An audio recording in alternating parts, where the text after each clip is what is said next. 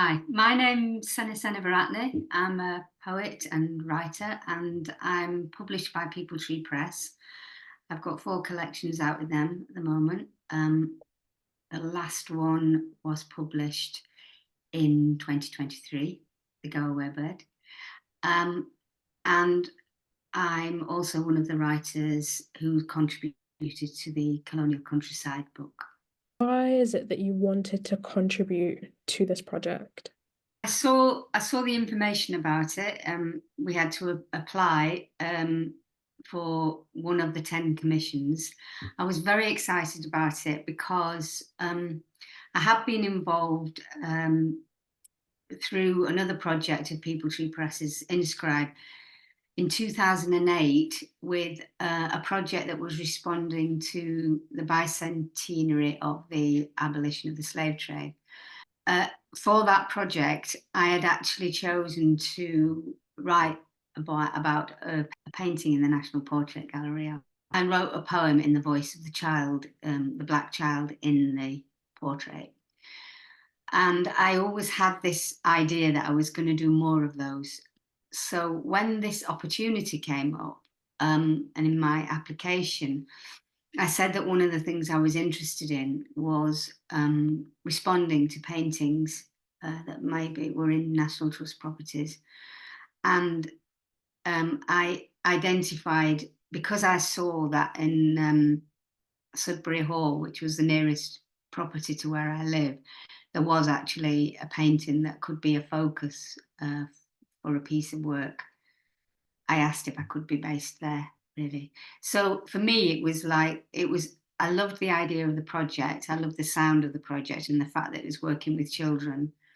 And for me personally, as a writer, it was an opportunity to develop something that I'd been wanting to do for a long time. Could you talk a little bit about your experience of writing about this portrait and share a little bit more about your contribution? So I spent some time sitting in the drawing room in Sudbury Hall, just looking at the painting, which is what I'd done with the earlier poem that I'd done. I just waited really for the voice to come because I knew I couldn't push it, and I just waited to hear what the child in the painting had to say. I wrote some notes while I was actually in the room, and then I had a picture of the portrait. So when I came home, I did a bit more work on it, and over the several months that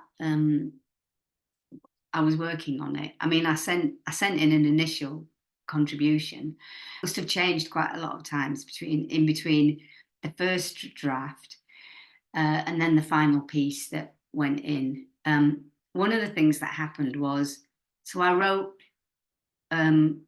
really half of what the first piece is in the book, which was in the voice of this child. And then Corinne Fowler, when I was talking to her about it, she said that they could find some funding for me to go to other properties, other National Trust properties, and actually look at some of the other paintings that were there, which just was fantastic for me, really. So what I ended up doing was travelling around to several properties and just spending time with the paintings and writing the voices. Some of the paintings that I had lists of, I couldn't actually get to see. In one property, it was all wrapped up because there was some renovation work going on. But in that case, I worked from photographs that I had of the paintings.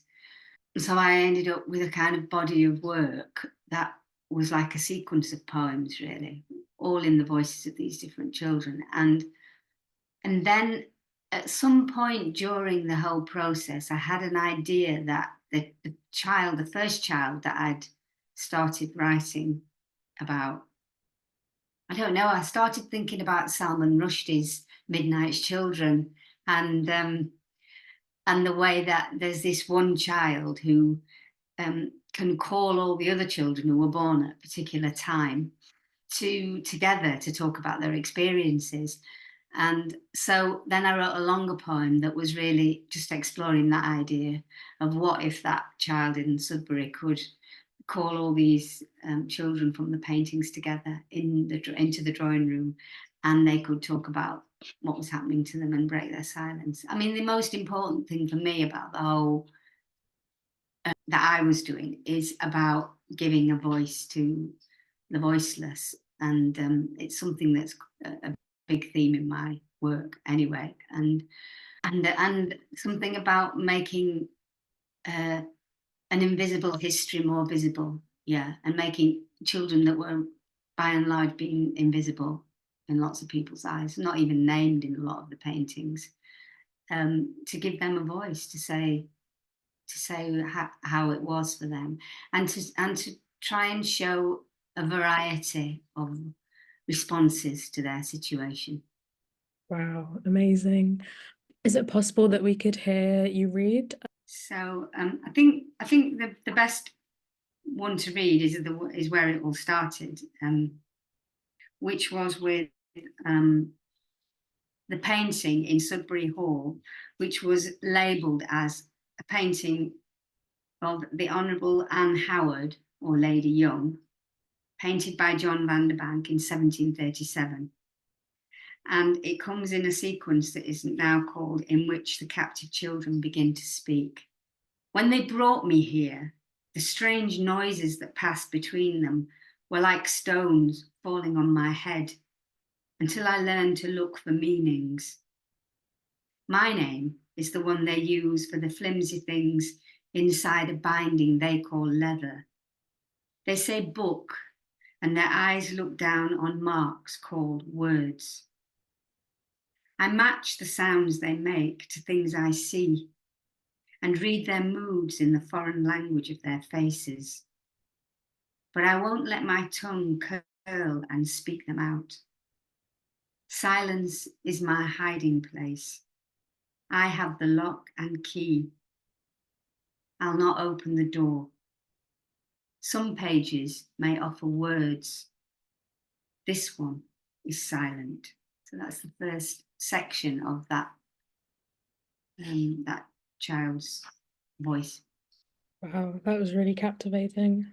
Is there anything else you wanted to reflect upon, maybe in terms of your experience contributing?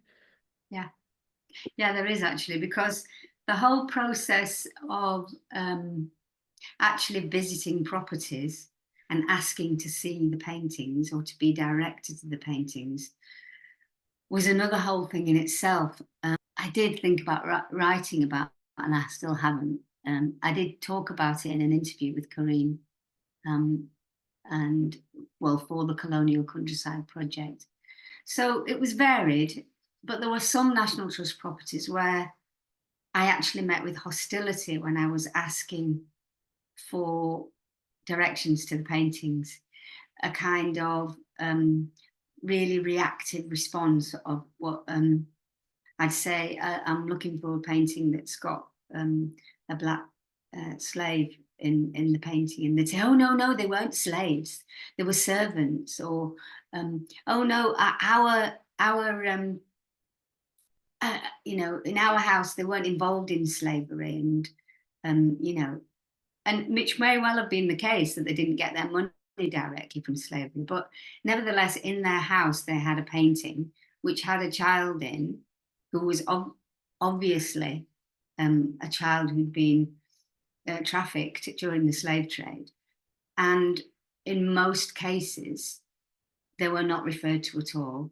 In some cases they were referred to as pages, or in one painting the child was referred to as a blackamoor, but never named. They were never given names. And bear in mind that the portraits were all about named people, so-called important named people. So that was quite interesting. In some properties, I got a very positive response, and they showed me to the painting, or people who'd not really noticed before, because in some of the paintings, the children are very hard to see. They were sort of in the background. In some they're not, but in some they are. So in some places they'd say, oh my goodness, I've never really noticed that. And then they'd start to think about it. And the hope is that then when people were going around the properties, they would mention it. But yeah, it was a very mixed reaction. And what I was really curious about was the impact it had on me, because it kind of, I don't know, it made me sort of, well, it was quite traumatizing for me, actually, because it felt a little bit, because some of the times people were quite hostile, but also I found myself not wanting to ask anybody. I found myself wanting to sort of creep into the properties, find the painting and do what I did, because I didn't want to have to experience that hostility, because yeah, it was difficult. I didn't want to get into an argument with people. And yeah, for some people, they did seem very offended almost by it, really. As if I was doing something that would bring the property into disrepute or something. Whereas actually the whole project, really, and the fact that the National Trust has supported it, is about them doing something to redress the balance, really, and to educate people, and yeah, to bring things to light. So maybe there could have been more work done within the National Trust to educate particularly the volunteers in what this project was all about, really. Because I think in some properties where they were actually supporting the project, and they had information about it, that hadn't got passed down, really, and embraced by all the volunteers in the project. So it highlighted the fact that there needs to be a lot of work done. I'm sorry you had to experience that. I also wanted to ask you what you think the project's wider contributions would be. You mentioned addressing the balance, and we're in a climate where legacies of colonialism are being questioned. And I also wanted to ask you, given sort of your experiences, what you think this collection reveals or uncovers about Britain's colonial past? Well, it feels very, very pertinent at the moment that this book's come out, given the things that have been happening in the country. I know for me, and I'm sure for a lot of people, even if we aren't directly affected, i.e. being under attack, like many other people have been, asylum seekers, refugees. It's traumatizing in the fact that it makes you feel unsafe. It makes you feel like you don't belong in a place, in my case, where I was born. And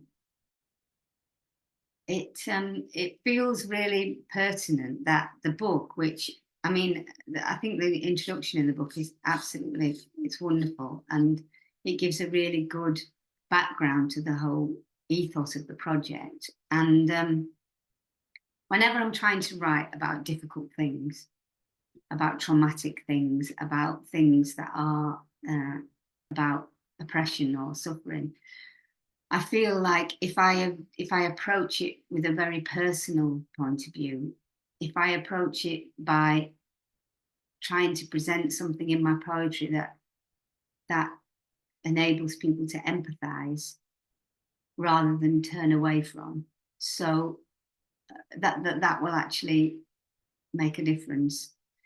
So I'm hoping that, well, all the contributions in the books, I think they're all doing that. They're all personalizing. They're all telling stories, which is the way that we begin to see the people behind all the labels and the slogans, really. For me, it just felt really such a privilege to be able to actually bring these children into the light, really, and give them some way, kind of from so far away, from so many years ago, to give them an opportunity to speak through the medium of poetry, which is also felt really relevant because the project is a child-led project. So I'm hoping that it also speaks to the children who are involved in the project, and can be used in schools in some way to help children to sort of try and imagine what it might be like, to be a child in those times. Thank you. A little bit of an obscure question, but what do you do in terms of creative output, especially given the context of this project and how heavy, I guess, the content can be? How did you sort of ground yourself after those experiences? Had positive experiences and some negative? Well, I'm very fortunate that I have a writing space in my garden, and that's where I get my peace, really. So if I'm feeling stressed in any way about anything, if I go out into the garden, and especially at this time of year, everything's so lush and colourful, I can get that sense of just being in the here and now and being in a place that feels safe. Yeah, that's the other thing about it. It's a space that feels safe for me. That's kind of amongst nature, and I don't know, it just sort of brings me back to a sort of grounded reality, I guess. And sometimes I'll take time out from my writing to actually do a bit of gardening, which is another really practical way, not only of like moving around so I don't get writer's backache or whatever, but actually just being out there in the garden. Yeah. Could you end off with a reading for us? Okay.